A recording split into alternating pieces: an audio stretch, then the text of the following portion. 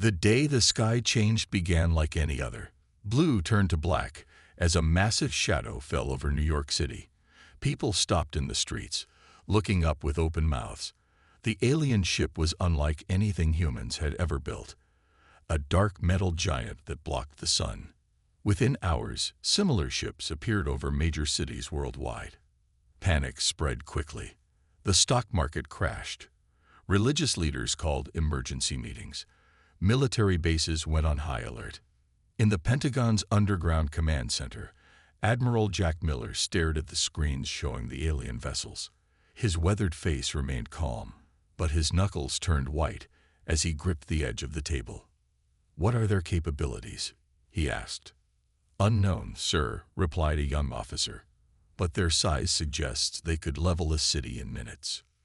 Miller nodded. "Get me the president." At the United Nations building, Ambassador Lisa Bennett watched as diplomats argued. Some wanted immediate surrender, others called for attack. Bennett, with 20 years of diplomatic experience, knew both options were foolish. Humanity needed time. The decision was made for them when every screen on Earth flickered to show the same image. A tall, gray-skinned being with 4 eyes and a mouth that seemed too wide. "People of Earth," the alien said in perfect English, "I am Lord Drenthar, representative of the galactic hegemony. Your world has been noticed by Emperor Zorvak. Consider this an honor." The alien paused, letting his words sink in. "You will now join the countless worlds that enjoy our protection. In exchange, you will provide tribute, resources, workers, military service. This is not a request." Around the world, leaders gathered in emergency meetings. In Washington, President Ellen Martinez met with her advisors in the White House bunker. "What are our options?" she asked. General Henry Clark spoke first. "Our weapons might damage their ships, but we don't know if they'd even feel it, and they likely have more vessels waiting." Dr. Susan Wright, head of the Xenobiology Department, cleared her throat. "From what I can tell, they're using standard intimidation tactics. They want us scared." Back on the screens, Lord Drenthar continued. "You have 90 Earth days to prepare your first tribute. We require 10% of your global mineral production, 5% of your food, and 100,000 humans for labor and military service." Ambassador Bennett was quickly flown to a neutral meeting site, a field in Switzerland where one of the smaller alien ships had landed. With a small team, she approached the waiting aliens.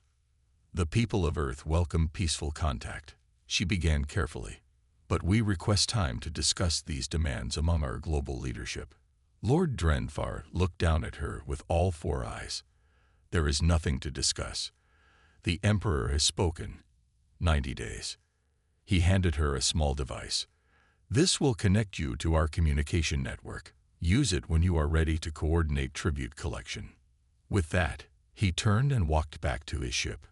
As the alien vessels lifted off, leaving Earth's atmosphere but remaining in orbit, Admiral Miller received unusual orders. He was to report to a facility that, according to official records, didn't exist. Deep under the Rocky Mountains, Miller was led through security checkpoints to a room where President Martinez waited with other world leaders. "It's time," she said simply. A wall slid away, revealing a massive screen showing the solar system.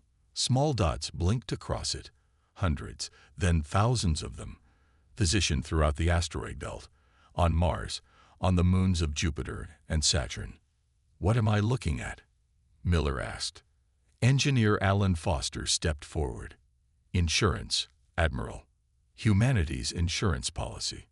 After the alien signals we detected 50 years ago," President Martinez explained, "the nations of Earth began a secret program. While we competed publicly, privately we built." "Built what?" Miller asked, though he could already guess. "Warships," Foster said.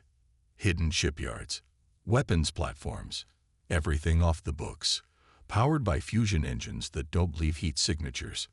"How many?" President Martinez smiled grimly. "More than enough to send a message. The hegemony thinks we're primitive and helpless. In 90 days, They'll learn differently. Admiral Miller nodded slowly. I'll need everything you have on their technology. Already working on it, said Dr. Wright, entering the room with tablets full of data. And I think we might have some advantages they don't expect. The 90-day countdown began. The world leaders sat in silence as General Henry Clark showed them the images. Children with gray skin stretched over bones. Burned cities. Mass graves. All from worlds that had become tributes to the hegemony. This is what happens to planets that comply, Clark said, his voice hard. The demands never stop. First resources, then people. Eventually, there's nothing left. President Martinez looked around the table. Are we in agreement then? Nods came from every leader. Even those who had first suggested surrender now understood. Giving in meant slow death. Then it's settled, Martinez said. We fight. Dr. Susan Wright brought up the next set of images on the screen. These showed the underside of one of the alien ships. Their hull has a weakness here and here, she said, pointing to sections that glowed slightly different colors. And based on their communications, I believe their sensors are calibrated for different wavelengths than what we use.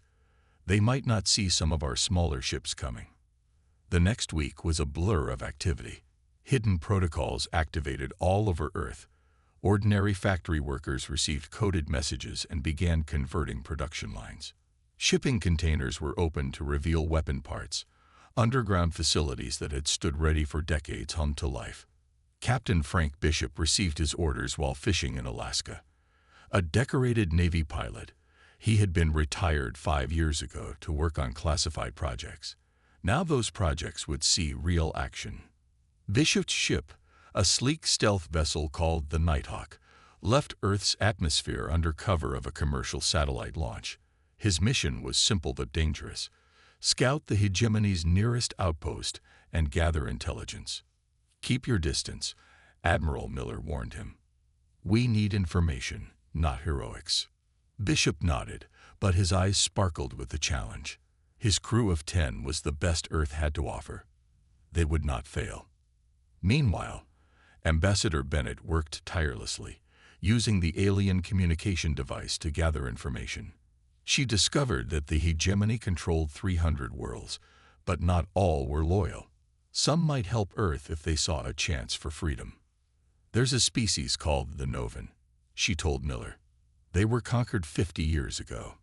Their resistance fighters still operate in secret. Can we contact them?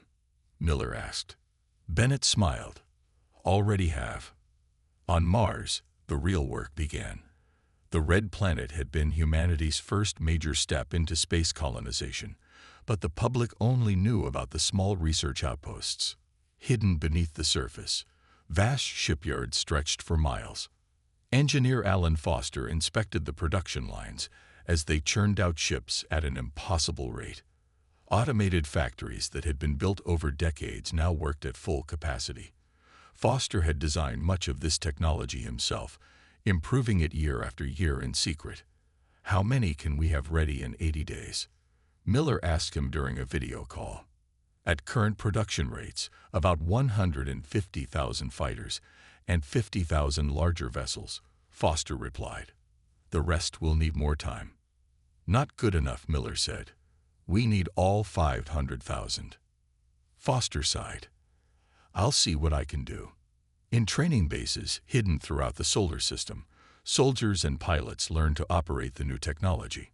Most had believed they were part of standard military forces until now. The truth was both shocking and exhilarating. Lieutenant Olivia Rodriguez led her squad through combat simulations. The former Marine had never imagined she would fight aliens, but she adapted quickly. Her team specialized in boarding actions. They would enter enemy ships and capture them intact. Again, she ordered after a failed run. We need to cut our time by half. Her soldiers, tired but determined, reset the simulation. By day 30 of the countdown, the first fleet was ready. 100,000 ships gathered in the dark space beyond Neptune, hidden from the hegemony vessels still orbiting Earth. President Martinez addressed the military commanders from her bunker. We have one chance, she said. The hegemony thinks we're gathering tribute. Instead, we're gathering the largest fleet ever built. When they return, they'll find not a broken world ready to serve, but a unified planet ready to fight.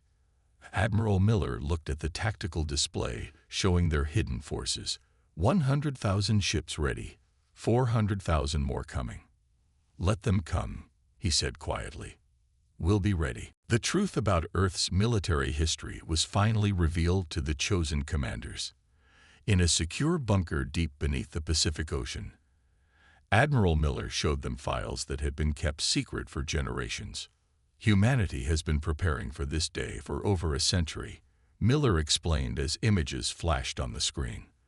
The first alien signal was detected in 1947, but was kept secret from the public. The commanders looked at each other in shock. What they had believed was the stuff of conspiracy theories was actually true. Every major nation began preparations, Miller continued. While they fought each other publicly, privately they pooled resources. The Cold War, the space race, all covers for the real work. Lieutenant Daniel Harris, a young officer who specialized in deep space communications, spoke up. So the moon landing was real, Miller said. But what they found there was never shared with the public. The screen showed images of a small alien craft buried in the lunar soil. It had crashed thousands of years ago. From this wreckage, we reverse-engineered technologies that advanced our civilization by centuries. But we kept most of it hidden, developing it in secret. Commander Olivia Rodriguez was struggling to believe it all. Why? Why hide our true capabilities? Miller's face was grim. Because the first alien message we decoded was a warning. It told of the hegemony, how they seek out worlds with visible technology and conquer them. By appearing less advanced, we bought time. The room fell silent as the implications sank in. Earth had deliberately maintained the appearance of a developing world while secretly becoming far more advanced. On day 40 of the countdown, Captain Bishop's mission reached the edge of hegemony space. The Nighthawk's cloaking technology kept them invisible as they recorded data on enemy fleet movements. Their main defense fleet is concentrated near their core worlds, Bishop reported back to Earth. But they're stretched thin. Most tributary worlds are guarded by minimal forces. This confirmed what their intelligence suggested. The hegemony relied on fear more than actual military might. They simply didn't expect resistance. Meanwhile, Dr. Wright made a critical discovery while analyzing the alien communication device. Their entire network operates on a quantum entanglement principle, she explained to the science team. If we can crack their encryption, we could potentially listen to all their communications or even send false orders. Engineer Foster worked with her, combining their knowledge of the alien technology with Earth's hidden advances. After days of non-stop work, they succeeded. "We're in," Wright said, her eyes red from lack of sleep but glowing with triumph. "We can hear everything." What they learned was valuable beyond measure. The hegemony was facing internal struggles. Several tributary worlds were showing signs of resistance. Their military was spread thin, putting down rebellions. And most importantly, they had no idea of Earth's true capabilities. Project Phoenix entered its final phase as the automated shipyards throughout the solar system reached peak production. Ships were now being completed at a rate of thousands per day. Foster toured a facility in the asteroid belt, watching as raw materials were converted into warships with minimal human intervention. The process had been perfected over decades of secret development. "How did we hide all this?" asked a young engineer accompanying him. "Carefully," Foster replied. Every power usage spike was disguised as solar flare activity. Every launch was covered by meteor showers or hidden behind planets. We built most facilities on the far side of moons and asteroids, away from Earth's view. On Earth, civilians began to notice strange activities. Military personnel disappeared overnight. Factories stopped producing consumer goods. Power grids fluctuated. The official story was that Earth was gathering resources for the tribute. In reality, those resources were being channeled to the war effort. By day 50, more than halfway to the deadline, Earth's fleet had grown to 250,000 vessels. Training simulations ran constantly, with crews learning to operate the advanced weapon systems. Ambassador Bennett made contact with resistance leaders from 12 different conquered worlds. They were cautious but intrigued by Earth's plan. "If you truly have the force you claim," said the Novan leader, his translucent skin glowing with subtle colors, "we will rise up when you strike. But if you fail, we won't," Bennett promised. "When the time comes, the hegemony will face enemies on all fronts."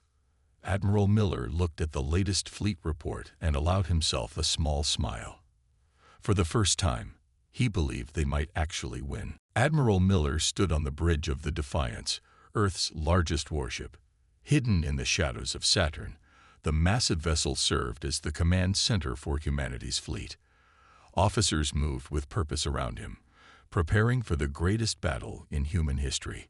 "Status report," Miller ordered. "Training simulations show 92% combat readiness," reported his second-in-command. "The neural interface weapons systems are exceeding expectations. Our pilots are adapting faster than predicted." Miller nodded. The neural interfaces were one of their greatest advantages. Unlike the hegemony, which relied on physical controls, Earth's ships linked directly to their pilots' minds. This gave them reaction times no alien could match. Meanwhile, Captain Bishop had returned from his scouting mission with vital information. His ship docked with the Defiance, and he brought the intelligence directly to Miller. "Their fleet movements follow strict patterns," Bishop explained, pointing to star maps. "They're creatures of habit. They've been the dominant power for so long they've grown predictable." "And their weaknesses?" Miller asked. "Their ships are powerful but slow to turn. Their energy weapons take 12 seconds to recharge between blasts. And most importantly, they have no concept of fighting in three-dimensional space. They move in formations like ancient navies on an ocean." This was valuable information. Earth's pilots were trained to think in all directions, to use every advantage of space combat. On Earth, Dr. Wright had made another breakthrough. She had created a virus that could affect the hegemony's biological systems. "It won't kill them," she explained to President Martinez, "but it will slow their reactions, make them sluggish for several hours. I can deliver it through their air filtration systems." "Will it work on all their species?" Martinez asked. "Yes. Despite their different appearances, the hegemony forces all share similar biology, an advantage of using a single species to control their empire." Ambassador Bennett continued her secret communications with resistance forces on conquered worlds. Each day brought new allies to their cause. The Novans promised ships. The Keltar offered soldiers. The Ventari had weapons stockpiles hidden from their hegemony overlords. "When Earth strikes," Bennett told them, "be ready. The hegemony won't be able to fight on multiple fronts." Day 70 arrived. Only 20 days remained before the hegemony would return for their tribute. In the hidden shipyards throughout the solar system, the final warships were being completed. Engineer Foster supervised as weapons were mounted on the last batch of vessels. His team had worked miracles, pushing production beyond what anyone thought possible. "We'll reach the 500,000 mark with 2 days to spare," he told Miller during their daily briefing. "And the special project?" Miller asked. Foster smiled. "The Sunhammer is operational, but we should only use it as a last resort. Its power could destabilize the entire region of space. The Sunhammer was humanity's ultimate weapon. It could create a localized nova effect, destroying everything within half a light year. Too dangerous to test, it remained their final option." Lieutenant Rodriguez led her boarding teams through their final drills. Her soldiers moved in perfect sync, their powered armor making them faster and stronger than any normal human.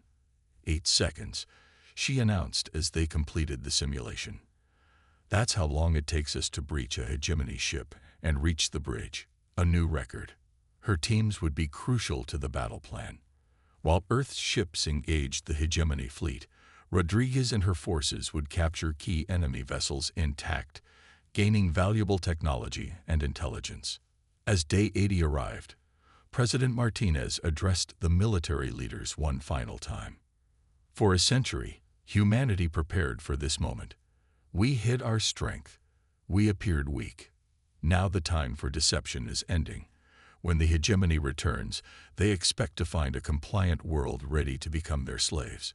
Instead, they'll find 500,000 warships and a species that refuses to bow. The room erupted in applause. After generations of secret preparation, humanity was ready to reveal its true power.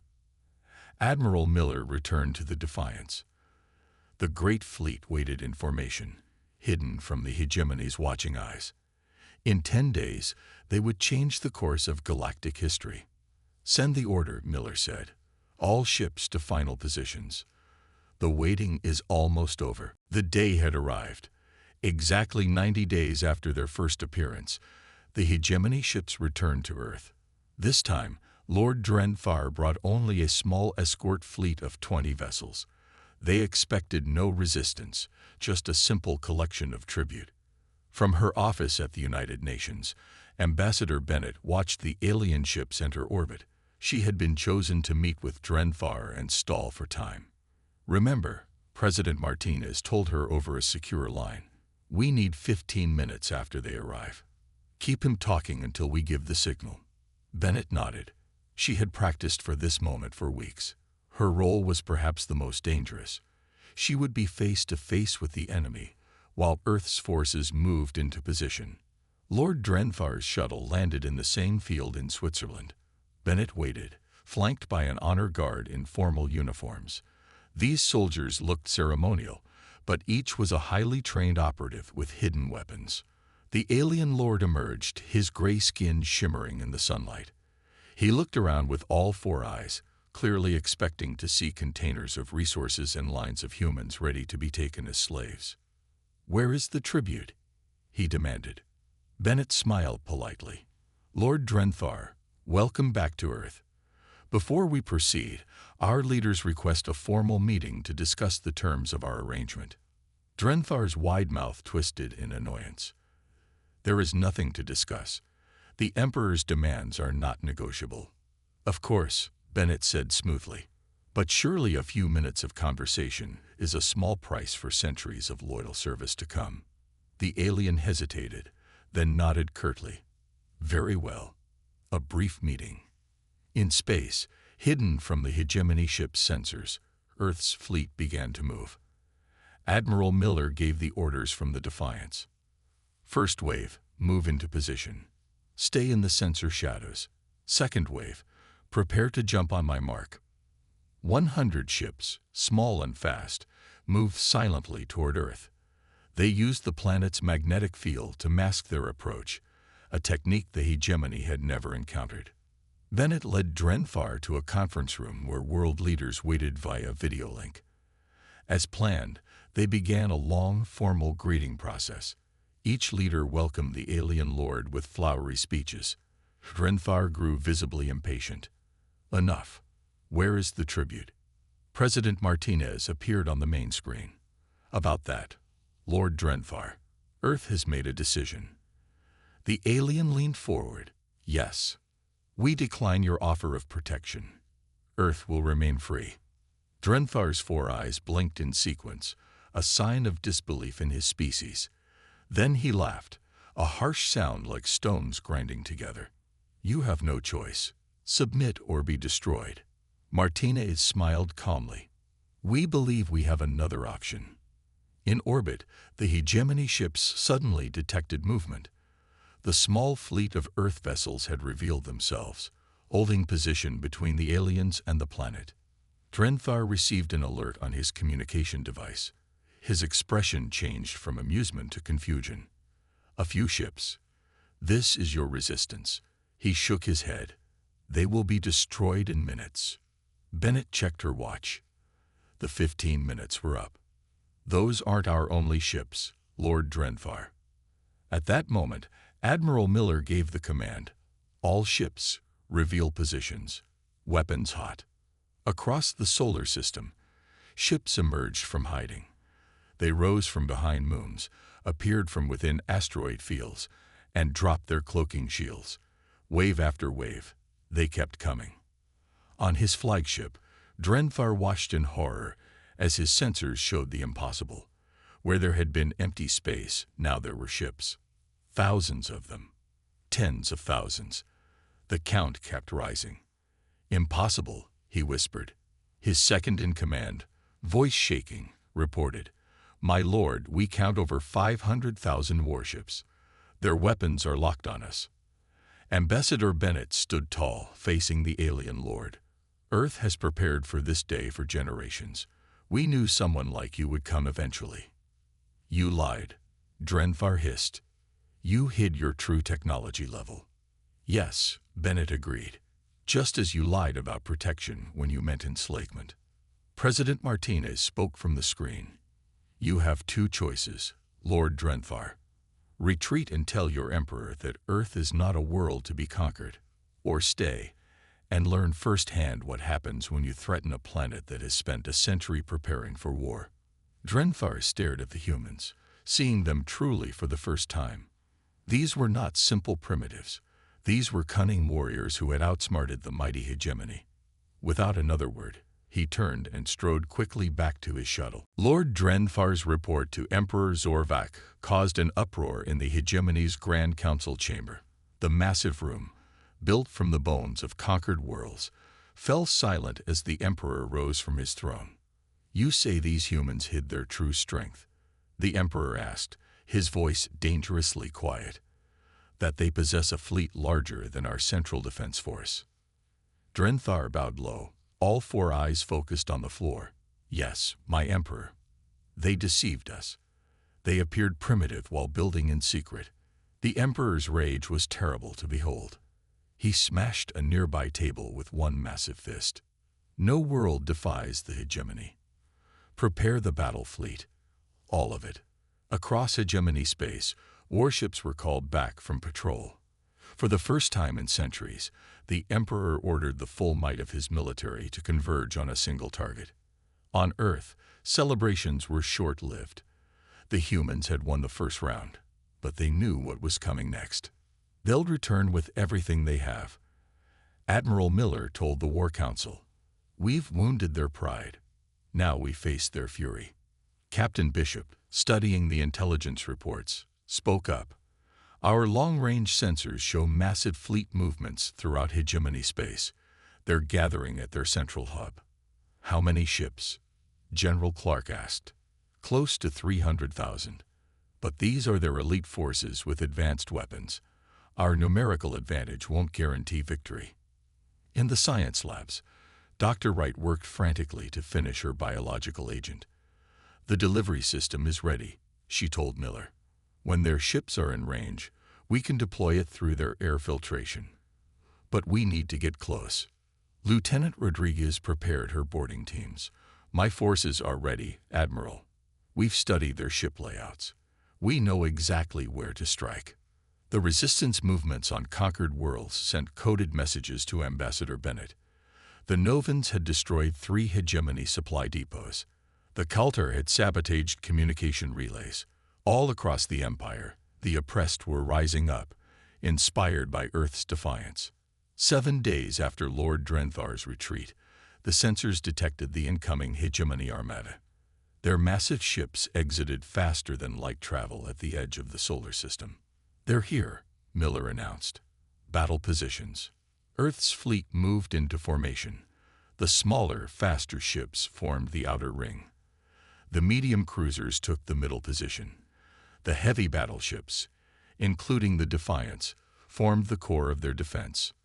The Sun Hammer, humanity's superweapon, remained hidden near the sun, a last resort they hoped not to use.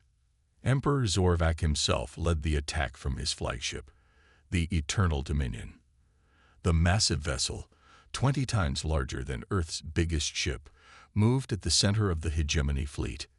"Humans," the Emperor's voice boomed across all communication channels.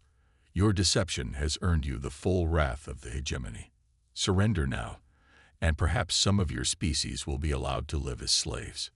President Martinez, safe in her underground bunker, responded, "We will never surrender. Humanity was born free, and we will die free if necessary." The emperor laughed. "Then die you shall." The hegemony fleet advanced.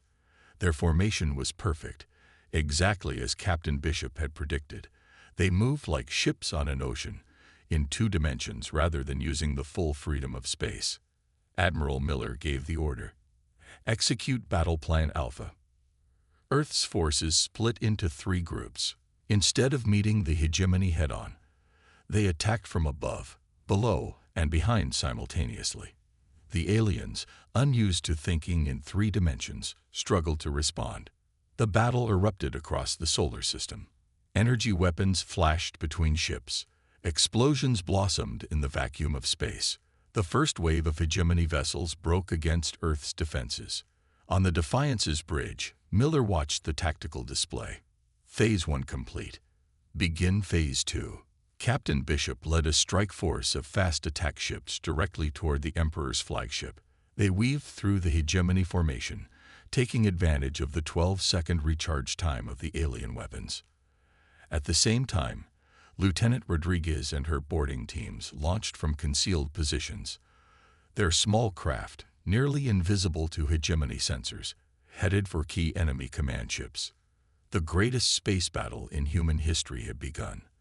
The fate of Earth, and perhaps the entire hegemony, hung in the balance. The void of space lit up with weapons fire. Earth ships danced around the larger hegemony vessels, using their speed and 3-dimensional tactics to avoid direct hits. The neural interfaces gave human pilots incredible reaction times, allowing them to perform maneuvers that seemed impossible. On the Defiance, Admiral Miller watched the battle unfold. The first hour had gone according to plan. Earth forces had destroyed nearly 20,000 hegemony ships, while losing only 8,000 of their own. "Sir," his communications officer called, "Captain Bishop reports his strike force is nearing the Emperor's flagship." Miller nodded. "Tell him to proceed with caution. The Emperor will have his best defenses around him." Bishop's squadron of 50 ships approached the massive Eternal Dominion. The Emperor's flagship was surrounded by a tight formation of elite guard vessels. "Attack pattern Omega," Bishop ordered his pilots. "Draw their fire but stay alive." The Earth ships split into 5 groups, approaching from different angles. The hegemony guards responded as expected, focusing their weapons on the most direct threat. This created gaps in their defense that Bishop had been waiting for.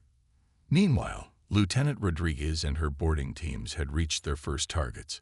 Her ship silently attached to the hull of a hegemony command vessel. Breaching in 3, 2, 1. She counted down. The specialized cutting tools sliced through the alien hull. Her team, in powered armor, poured into the ship. The hegemony crew was caught completely by surprise.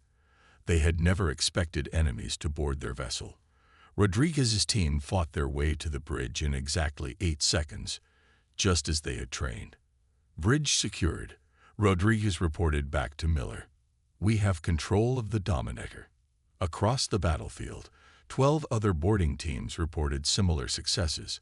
Earth now controlled 13 key hegemony vessels, giving them access to the enemy's communication network from the inside. Dr. Wright activated her biological agent.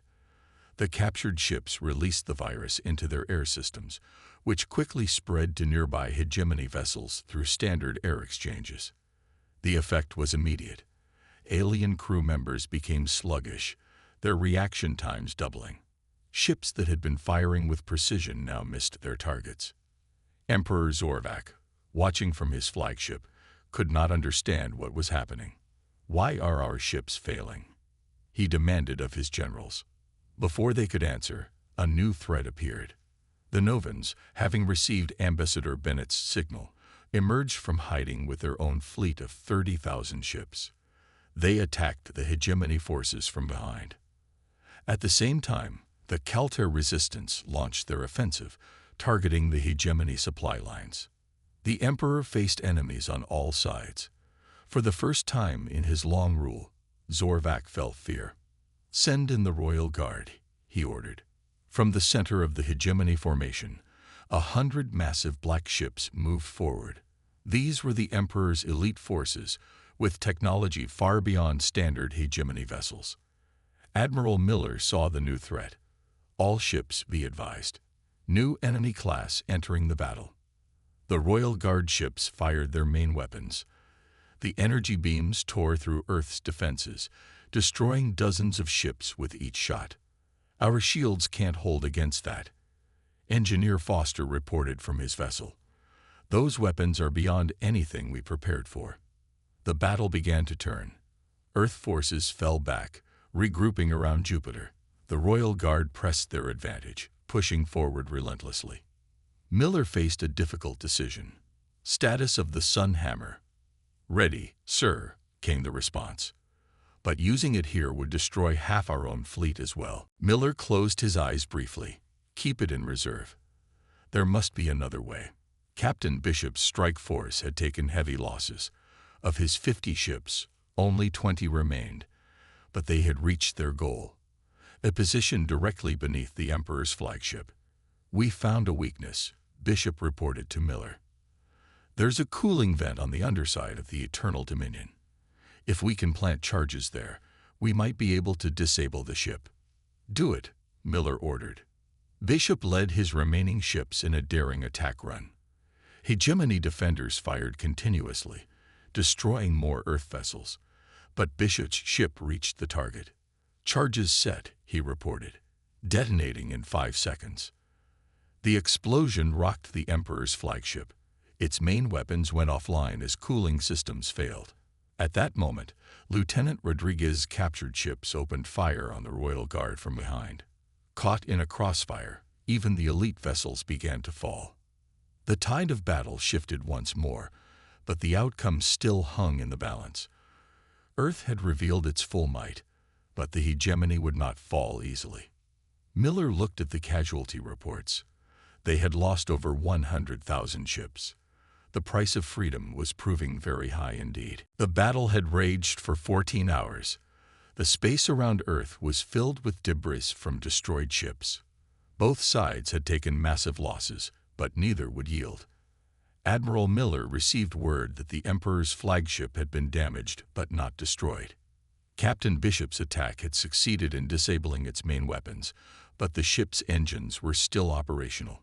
"The Emperor is attempting to retreat," reported the tactical officer. Miller leaned forward in his command chair. "We can't let him escape.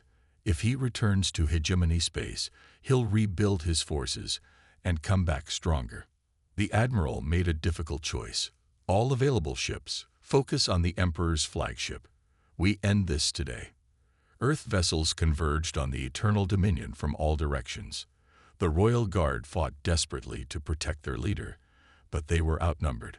On the Defiance, Miller received an unexpected communication. "Admiral, Lieutenant Rodriguez is reporting from inside the Emperor's ship." Miller's eyes widened. "Put her through." Rodriguez's voice came through, breathless and urgent. "Sir, my team managed to board during the confusion after Bishop's attack. We're fighting our way to the throne room now. Be careful, Lieutenant. The Emperor himself is dangerous." "Yes, sir." Rodriguez out. Meanwhile, Ambassador Bennett was coordinating with the resistance forces. The Novans had suffered heavy losses but continued to fight. The Kaltar had secured 3 hegemony supply stations. And across the Empire, word was spreading of Earth's defiance. "The tributary worlds of Sector 7 have declared independence," Bennett informed President Martinez. "The hegemony's hold is breaking." Martinez nodded gravely. "But it won't matter if we lose here. Everything depends on stopping the Emperor." In the heart of the Eternal Dominion, Lieutenant Rodriguez and her team fought through waves of elite guards. Their powered armor gave them an advantage in close combat, but they were outnumbered. 3 more corridors to the throne room, Rodriguez told her team. "Stay tight." They moved as one unit, covering each other as they advanced. 2 of her soldiers fell to enemy fire, but the rest pushed forward. Finally, they reached the massive doors of the Emperor's throne room. Using their combined strength, they forced the doors open. Emperor Zorvak waited for them, standing tall and terrible beside his throne. He held a weapon unlike any they had seen before. "Humans," he said, his voice deep and cold. "You have fought well, but your species will still fall." He raised his weapon, but Rodriguez was faster. Her training and neural interface allowed her to fire first, striking the Emperor's arm. The weapon fell to the floor. "Surrender," she demanded. "Your fleet is defeated. Your empire is falling apart." The Emperor laughed. "I have ruled for 1,000 years. I will not surrender to primitive beings." He lunged toward a control panel on his throne. Rodriguez realized he was trying to activate a self-destruct sequence that would destroy his ship and everyone on it. She fired again, but the Emperor was already pressing the buttons. The throne room lights flashed red as alarms sounded. "All ships, clear the area around the Emperor's flagship," Miller ordered when he heard the alarms. "It's going to blow." But before the self-destruct could complete its countdown, Captain Bishop's voice came over the comm. "This is Bishop. I found the main power core. Shutting it down now." The alarm stopped abruptly as the Emperor's ship lost power. Emergency lights came on, casting an eerie glow in the throne room. "No," the Emperor roared. He charged at Rodriguez with inhuman speed. The lieutenant stood her ground. When the Emperor reached her, she used his momentum against him, a basic combat move she had practiced thousands of times. The Emperor, unused to physical resistance, fell hard. "Emperor Zorvak," she said, standing over him, "by authority of Earth and her allies, you are under arrest." The news spread quickly through both fleets. The Emperor was captured. The mighty hegemony, which had ruled for 1,000 years, had fallen to a world they had thought primitive. Admiral Miller ordered a ceasefire. The remaining hegemony ships, learning of their Emperor's capture, began to surrender. Ambassador Bennett immediately opened communications with all tributary worlds. "The hegemony has fallen," she announced. "All worlds are free to determine their own futures." On Earth, people emerged from shelters to see the flashes of light in the night sky, the aftermath of the greatest battle in human history. President Martinez addressed the world, and by extension, the galaxy. "Today marks a new beginning. Earth will not become a new empire. Instead, we offer alliance and friendship to all worlds. Together, we will build a galaxy based on freedom, not fear." The stars themselves seemed brighter that night, as if celebrating the dawn of a new era.